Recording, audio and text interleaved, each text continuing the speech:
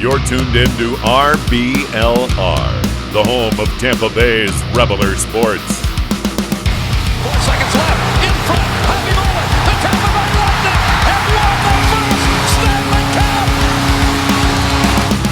And the Tampa Bay Lightning have won the Stanley Cup. Lightning strikes twice. The Tampa Bay Lightning win their second straight Stanley Cup.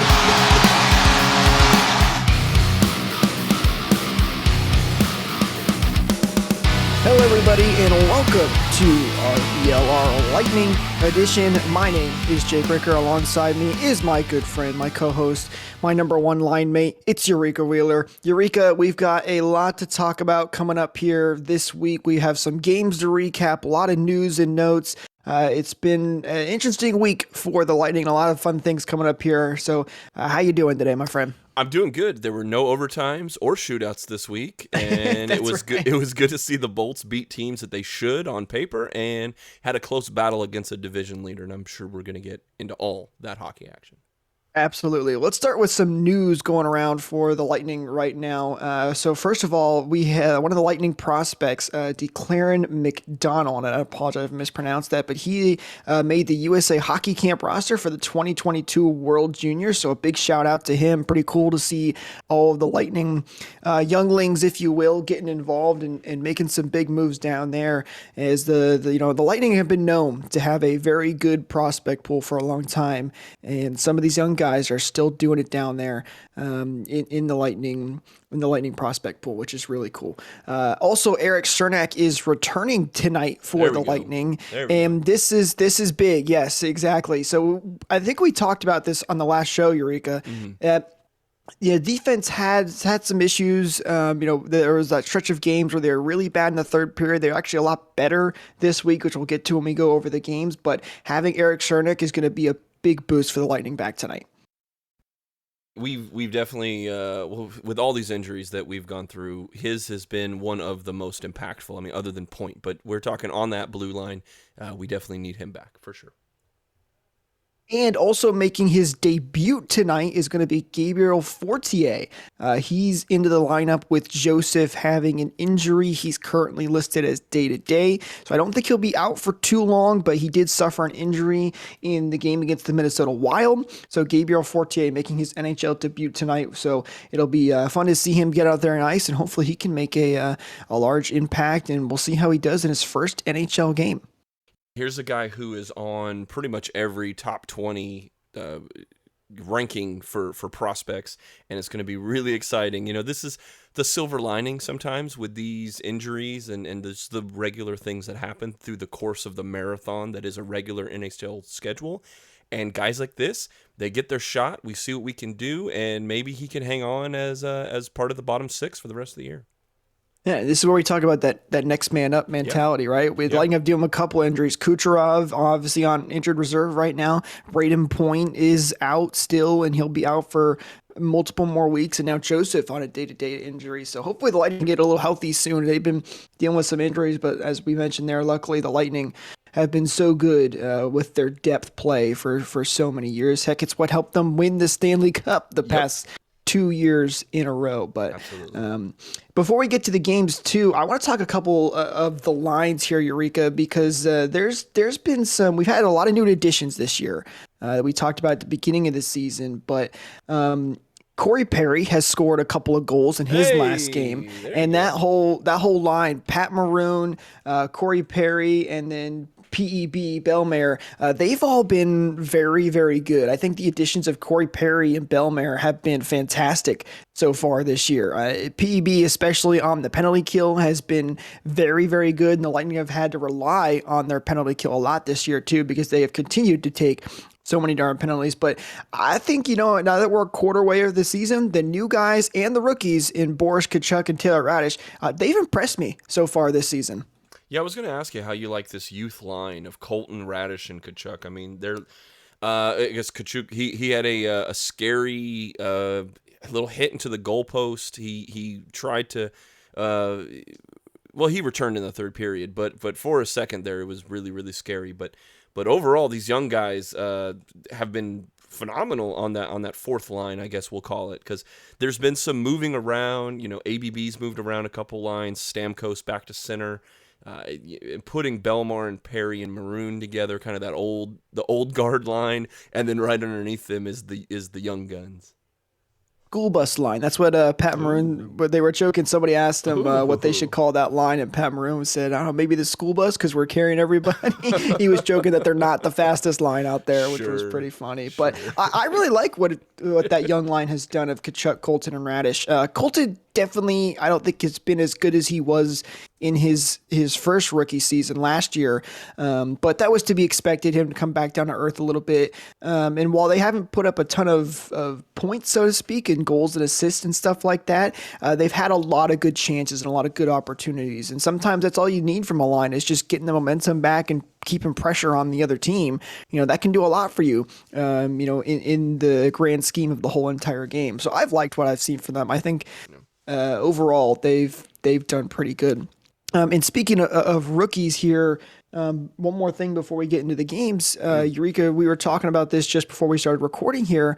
So COVID is, still making its presence known in the sports world. We've had a couple of teams have to take some small shutdowns because of COVID and the new variant, the Omicron variant, as they're calling it. But you informed me, and we just found out a couple days ago that the Canadian Olympic team actually has a backup roster prepared just in case the NHL will not go to the Olympics. That's still a possibility. The NHL actually just recently put out heightened COVID protocols. Basically, they said that players can't really go to social gatherings outside. There's a lot more restrictions on what they can do outside of being inside the arena and practicing and all that good stuff. So it's going to be interesting to see now if the NHL is actually going to participate in the Olympics, which I know would be a big bummer for guys like Steven Stamkos, who have been trying to get to that team for so long. And he's playing so good right now, still playing at one of the highest levels we've seen him in a while. And now the Olympics could be in jeopardy. January 10th is the date that we should all circle. That's the deadline that the NHL is going to say yes or no on NHL players. The CBC out of Canada did release just a little article where it was kind of mentioned in there that if NHL players aren't going to go, that there is a shadow team that has been assembled and that will hand the reins over if it's going to be prospects or non-professional players. I have not, in my research, found any news about America having one of these, but I think it would be wise to think that there is either an under-20 team or maybe a team of minor leaguers and or college players of some fashion that's being put together, or at least in an old Disney Miracle style, like where there's manila folders with guys like their pictures on it with like typed out scouting reports that there's a war room where these guys are being assembled at one false swoop. The secret roster. Yeah, and somehow like Captain America has to come in and like play center for the team or something like that. Yeah. That's fantastic. Both Canada and the U.S., I know, released their jerseys, too, for the upcoming Olympics. I know a lot of people were big fans of Canada's uniforms. They looked really nice. U.S.'s weren't too bad either. People weren't as crazy about those, but Canada's definitely looked very, very nice. And I expect the NHL to still be participating in the Olympics when that time comes. Obviously, I have no idea what's going to be happening with COVID and the Omicron variant. It's just so unpredictable, but hopefully they will be participating in that because the Lightning will have a lot of players that are supposed to be headed over there too as we get closer to that. But it's something to keep our eye on. Let's get into these games, though. As you mentioned, we have a couple of games to talk about, starting with the game last Tuesday, 1 week ago. As of this recording, the Lightning beat the Philadelphia Flyers 4-0 in a shutout. Andrei Vasilevskiy continuing his dominance. He's probably been one of the best players for the Lightning this week. He has been playing at an ultra high level. It's funny, Yurika, some people thought Vasy was, not having the best of years early on in the season. And he has quickly stopped that talk right away with this performance in a shutout in this game against the Flyers. It's his 27th all time, he owns the record, and now just every shutout he does, it just elongates his record. And we also had said that there's a lot of hockey that's been played by the Lightning over the last 2 months, and 2 years, and he's been the workhorse. So it doesn't surprise me that there was a little bit of a weird start, but this being the first shutout of the year is still surprising. Now we're 20 games in. This is the first shutout, but yeah, Vasilevsky has to be the most valuable player in my mind through this first quarter of the season. This is where we had Corey Perry get his first goal of the season. Yes. I know a lot of people were, disappointed, I guess the word would be, with his performance so far in the Lightning, and they thought that he wasn't a good addition. I remember we talked about this on the last episode as well, saying that's not really his role, though. It's funny, literally the last episode we were talking about how, well, he's not really a scoring guy, and the next thing we know, he's gone and scored 2 goals. So Corey Perry is back. But he had an excellent goal in this game. Got a pass down low from Stamkos. He walked out all alone in front of the net and put it top shelf. To get an early goal there for the Lightning. And then Alex Bier-Boulet also scored in this game. Good to see him continuing his hot streak. He's been playing well as of late. As he's been one of the rookies that's had to step up in the absence of guys like Nikita Kucherov and Braden Point. And then Steven Stamkos continuing to do what he does best. He had a fantastic game in this one, goal and 2 assists for a total of 3 points. I mean, it's seriously amazing. I think this has really been one of the best seasons I've seen him have in a long time. It really looks like he's playing like his old self, which is great to see. And then Zach Bogosian scored a goal as well. And think about this, Yurika. This is a crazy stat to me. Zach Bogosian won a Stanley Cup with the Tampa Bay Lightning, and that goal against Philadelphia was his first goal as a member of the Lightning. Well, and that was 2 years ago, right? That he was part of that team. Right? Exactly, and this was still his first goal with the Lightning, which is crazy to think about. But he had a beautiful shot from the point that went right into the back of the net, and the Lightning would go on to obviously win this game 4-0. They only had they had 2 power plays in this game. Both of them were not successful, which is still unfortunate. We talked about how the Lightning power play is looking a little better last week, but it seems like they are starting to show a little bit of issues again in these last couple of games. But then again, I guess that's what you expect when you're missing 2 of your biggest workhorses on the power play in Nikita Kucherov and Braden Point. Yeah, and we did ask who was going to step up last week, and it looks like the Hammer heard the call. He's definitely been a sure hand this season with a goal and 2 assists. Absolutely picking up it is Philadelphia. Let's not joke like they're an amazing team, but Philadelphia's played the Lightning really tough last week and the week before.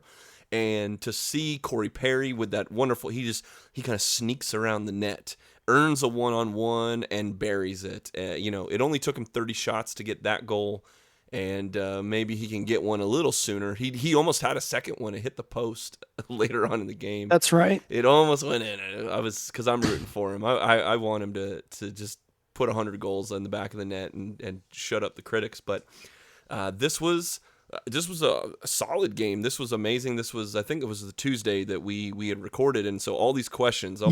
Corey Perry, when's he going to score? Who's going to step up? And in the same night, they answered a lot. And Vasy with his first shutout of the year. What more could you want?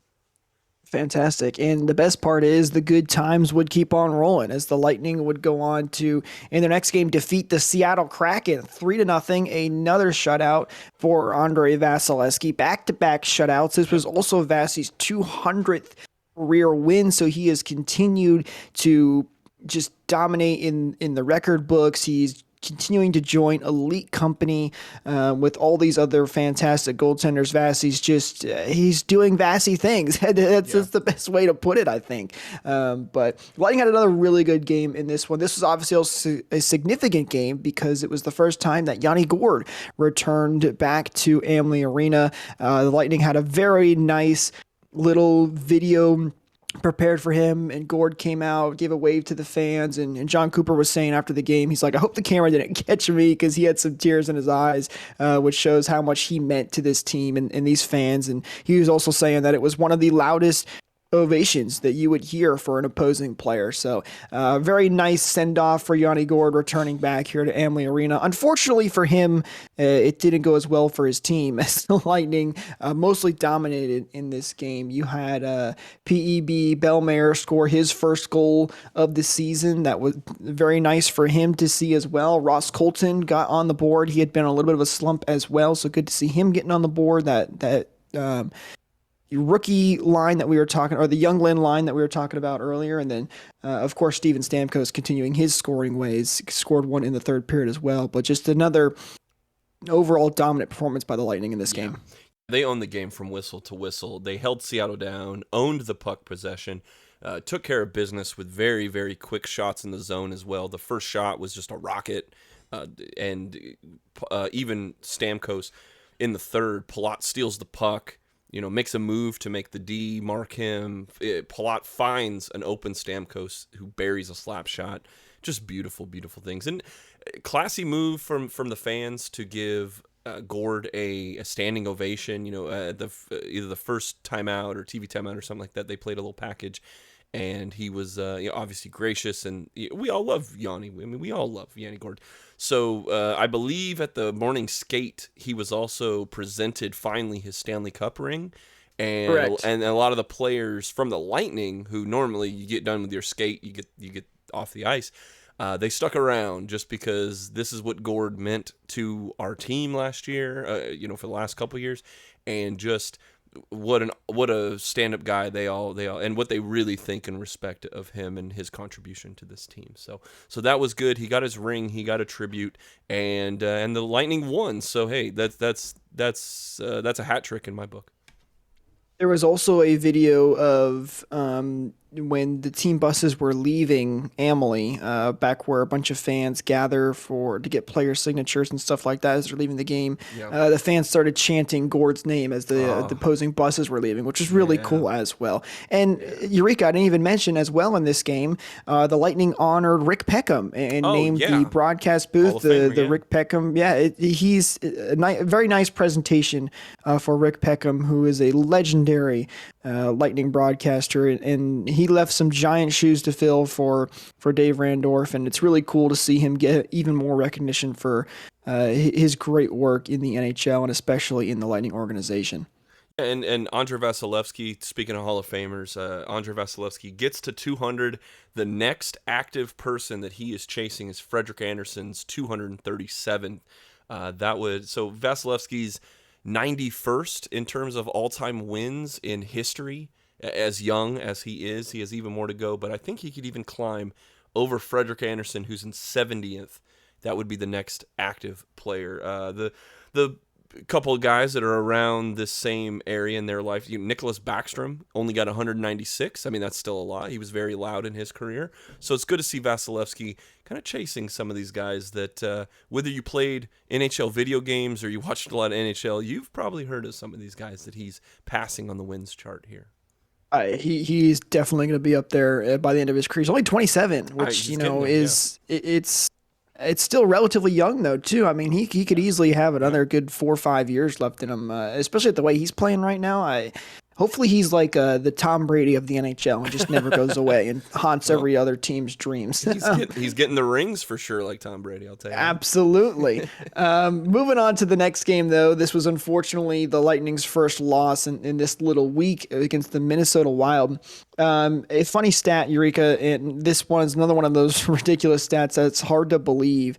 The Lightning actually have not won a game in Minnesota in, I believe, now over 10 years, which is just wild. I pardon my pun there, but they struggle against Minnesota for whatever reason in their on home ice for the Wild. But this one, the Wild got off to an early 1-0 lead, but you had Scory Perry continuing his ways and tying the game for the Lightning very quickly. That's one thing the Lightning have done really well too this season, is usually when the opposing team is able to score, the Lightning have been pretty good on that very next shift at either equalizing the game very quickly or putting on a very good shift to make sure their opponents don't get a ton of momentum and let the deficit build on them. That's been one thing I think the Lightning have done really good in this game. Unfortunately, the Wild would then take a 2-1 lead at the end of the first period, but Alex Killorn in the second tied things up. But then that third period kind of came back to haunt us once again in this game as the Wild picked up 2 more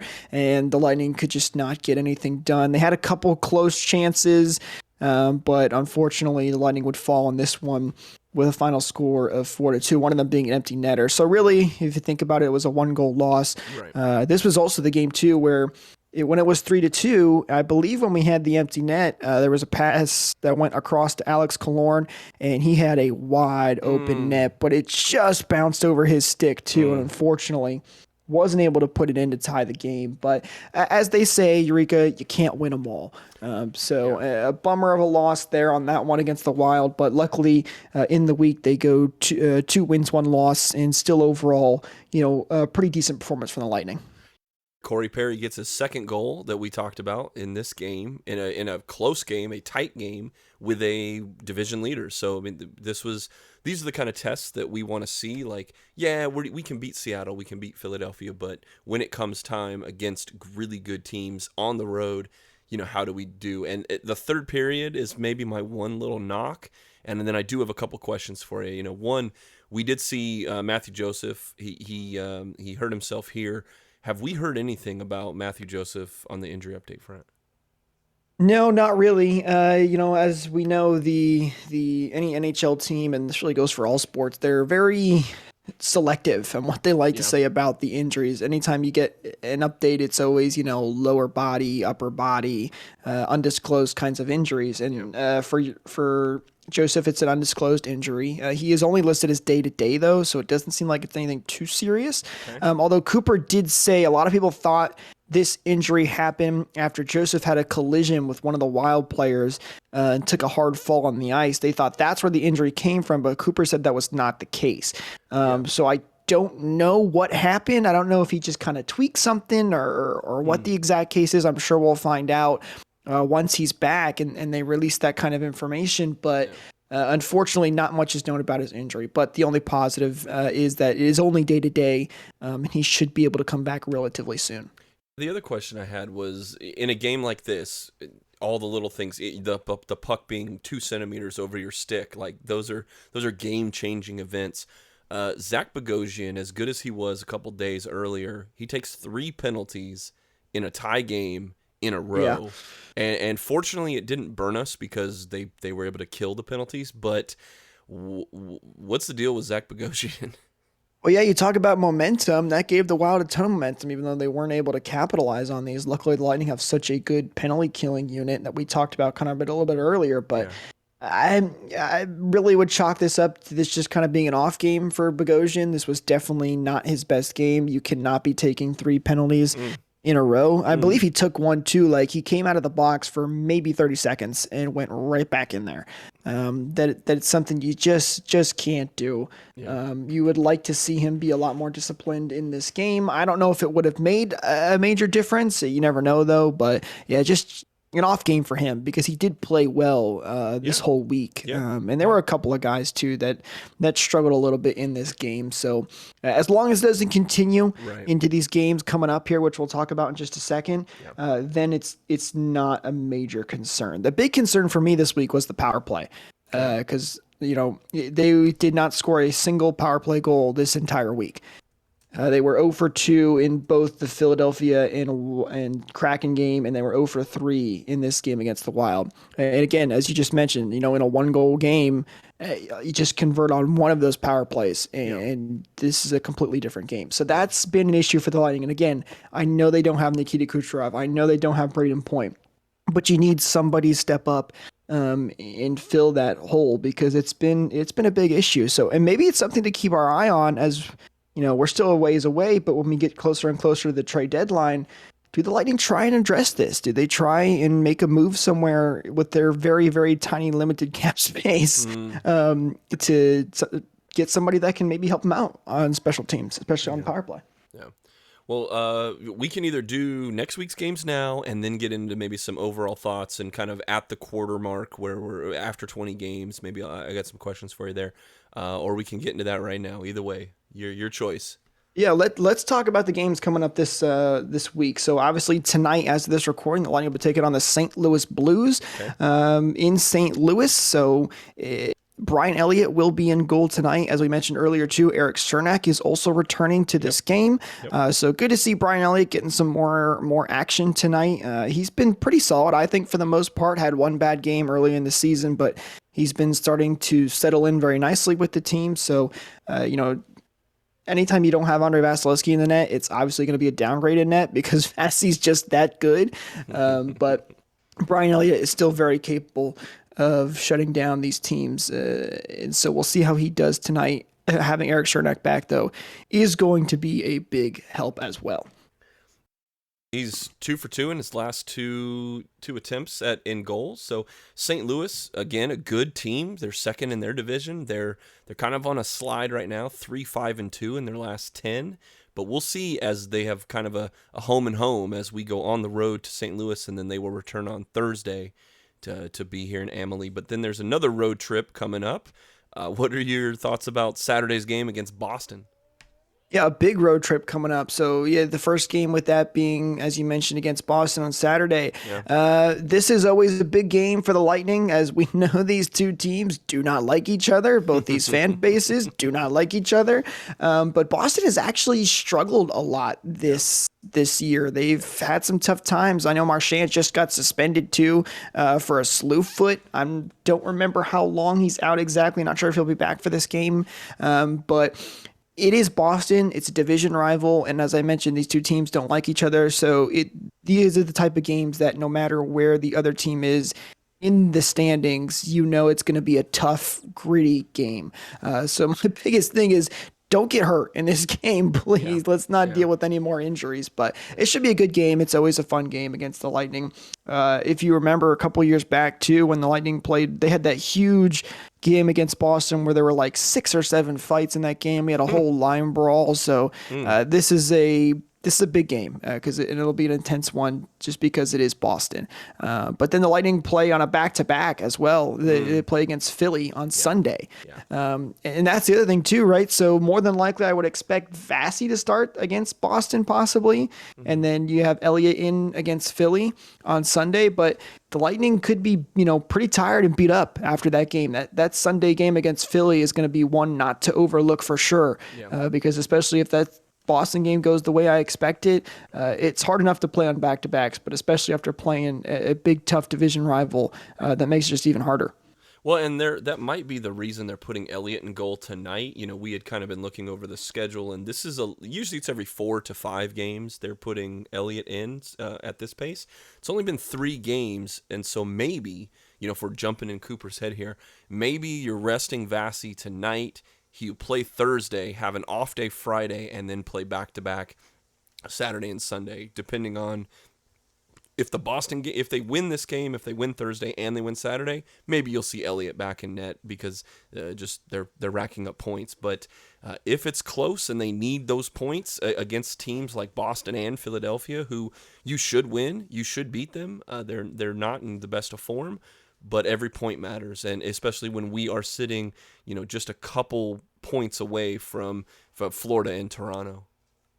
Well, yeah, and that's a good point too. Vasy is very capable of playing in back-to-back games. He's done it a couple times over his career. So we'll have to wait and see how the goalie matchups line up. But hopefully, the Lightning come home with a couple of wins, and then by the time we record our next podcast, Lightning will be playing Montreal. But they have that whole road trip. It's going to be Boston, Philly, Montreal, Toronto, and then Ottawa. So a little bit of a Canadian road trip as well up there in the north. So some tough opponents too, especially Toronto going into the later week too. That'll be another fun game and hopefully a revenge game for the Lightning. If we remember the last one where the Lightning blew it in the third period and then lost in overtime, which was disappointing. But hey, the Lightning are still looking pretty good right now, sitting third in the division right now. So they're sitting pretty right now with a couple of games in hand as well. As the Lightning, I believe you said, were the third team when it comes to most games in hand.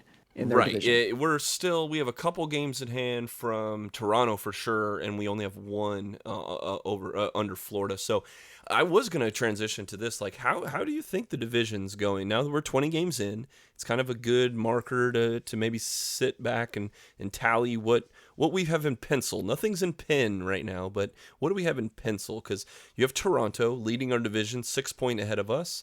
They're on an incredible tear, 9-1 over the last 10. Sitting right behind them is the Florida Panthers, just 4 points ahead of us. They're looking a little vulnerable, though, 4-4-2 in the last 10. And Detroit just behind us, but also kind of middling around at 5-4-1 over their last 10, and they even have a negative goal like a 10-goal negative goal differential. So maybe Detroit's not nipping at our heels, but any kind of bad stretch and play from us kind of opens that door for the Red Wings. But a good run from us, and we're right in the thick of things with Florida, who I think we all had pegged as the early favorites going into this season. But Toronto sits atop the league here. Yeah, Toronto has looked really good. Then again, they looked really good when they were playing all the Canadian teams, and we know how that all ended for them in the first round of the playoffs. A little bit of shots there at Toronto. I was going to say, that's a little sharp there, Mr. Ricker. But no, to their credit, they have been playing well. They beat us earlier in this season as well. So, if they can keep up this good play right now, they had a plus 17 goal differential, which is pretty good as well. Yeah. So, and we just talked about, we're going to be playing Toronto soon in the upcoming weeks here. So that'll be a big game and a big chance for the Lightning to catch Toronto in the division standings. Florida definitely has come back down to earth. I still expect them to be a very good team this year. I think maybe we're seeing the effects of losing their head coach in Joe Quenneville. Maybe that has something to do with it a little bit as well, but I would be surprised to see Florida continue to fall way down in the standings. They're a very good hockey team. They've got two really good goaltenders right now in Bobrovsky and Spencer Knight as well. They're both, really, really good. They've been playing really well, so I expect them to get back to their old ways as well. And then Detroit, Detroit's been a little bit of a surprise maybe for some people. I think maybe people expected Boston to be in kind of Detroit range, although they kind of are. Boston's real close to Detroit as well. And then Boston's only played 18 games so far. Yeah, that's true. So they're not out of it either. No. But they, those couple of teams below there have kind of had, they're not the greatest teams, but they're not out of it. They're close enough to where they're still in striking distance, and it's still early, right? We're still just about a quarter of the way. Of course. Season. Of course. So we'll have to wait and see. But I like the Lightning spot right now. They're not way on top and maybe peaking too early right now. They're kind of right in the middle of the division in third place, so they've got a playoff spot, which is the most important thing at the end of the day, right? Considering who we've lost so far. And haven't had the full contingency of the Stanley Cup, repeating champions. But we kind of talked about Vasilevsky and how great he was. He's my MVP this far, 20 games in.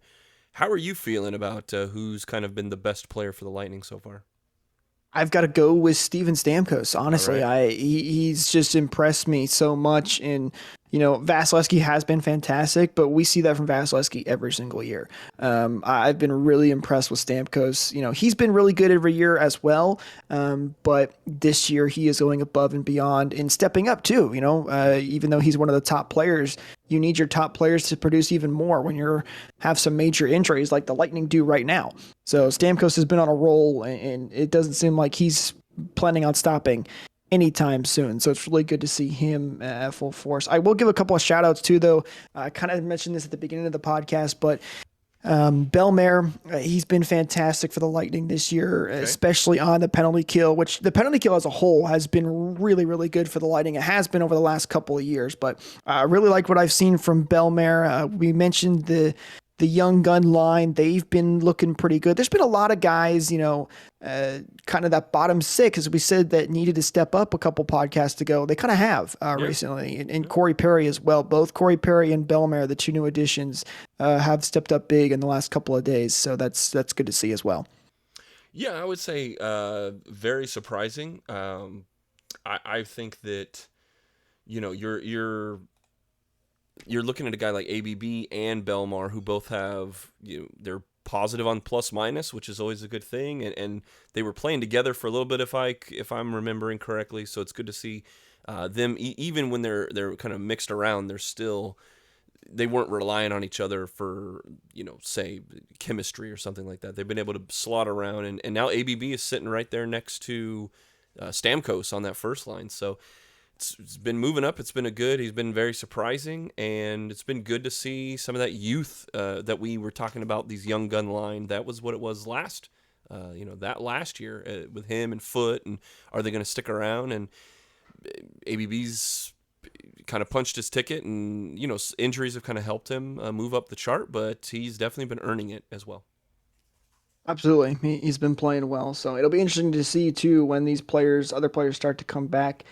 Who's the first to go back down? Obviously, I expect that to be Fortier, as he's playing in his first game tonight. But when you look at Kachuk and Raj, and even ABB, who's played well, some of these guys will have to unfortunately go back down to the crunch or become the scratches. And maybe if they all start playing really well, we see Cooper rotate a couple of them in and out of the lineup as well. But why not? The Rays just competed a wonderful 100-win season by basically utilizing their options and who they've got as like a 60-man roster, basically, bringing up arms in the bullpen and just like, hey, why stick with just 3 guys on this bottom line when, like, if there's guys in Syracuse that are killing it, bring them up for 5 games and then put them back down, bring another guy up, so you always have fresh legs on the back 6. Like, I'm all right with that. Right, exactly. Well, I think that just about does it, unless, Yurika, you have anything else to add in there? But no, go ahead. Let's do it. This was a great one. Well, yeah, wanted to thank everybody for obviously tuning into this podcast and listening to wherever you listen to your podcast. Thank you guys for following. And don't forget to follow us on Twitter as well, at RBLR Sports. We post all of the game scores, updates, all the other podcasts too. Don't forget to tune in to some of our others. The Rays coming back soon. They made a couple of big off-season moves so far. They're looking good. And then the Bucks podcast as well. Bucks have been playing well as of late. Had a big win over the Colts as well. So thank you to all the listeners and supporting us. We always really do appreciate it. But that's going to do it for us here on this episode of the RBLR Lightning Podcast. And hopefully next time we talk, Yurika, the Lightning are continuing their hot streak. Go Bulls. Thank you for tuning into this presentation by RBLR Sports. On your way out of the stadium, please remember to like and subscribe.